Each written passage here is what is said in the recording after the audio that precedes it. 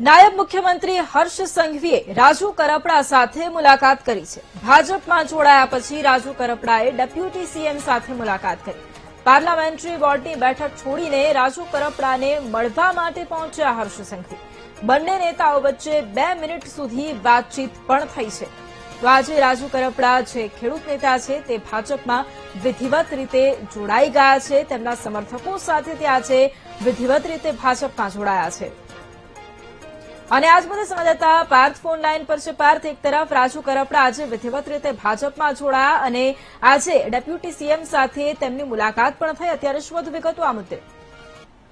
જી ચોક્કસથી આજે લગભગ 1 વાગ્યાની આસપાસ યુવા ખેડૂત નેતા રાજુ કરપડા ભાજપમાં સત્તાવાર જોડાયા છે। ત્યારે જોડાયા બાદ તેઓ થોડીક ક્ષણ માટે થોડાક કલાકો માટે કમલમ ખાતે રહ્યા હતા અને ત્યારબાદ સીધા ગાંધીનગર સર્કિટ હાઉસ ખાતે રવાના થયા હતા। વાત કરવામાં આવે તો અત્યારે હાલમાં રાજ્યના મુખ્યમંત્રી ભૂપેન્દ્ર પટેલના નિવાસ સ્થાન ખાતે એક પાર્લામેન્ટરી બોર્ડની બેઠક ચાલી રહી છે।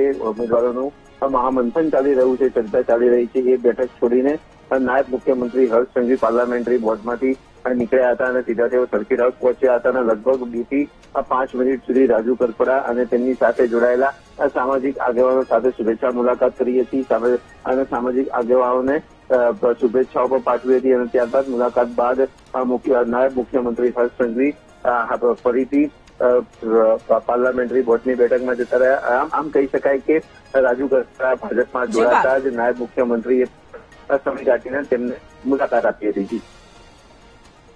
બિલકુલ, આભાર પાર્થ તમામ જાણકારી માટે।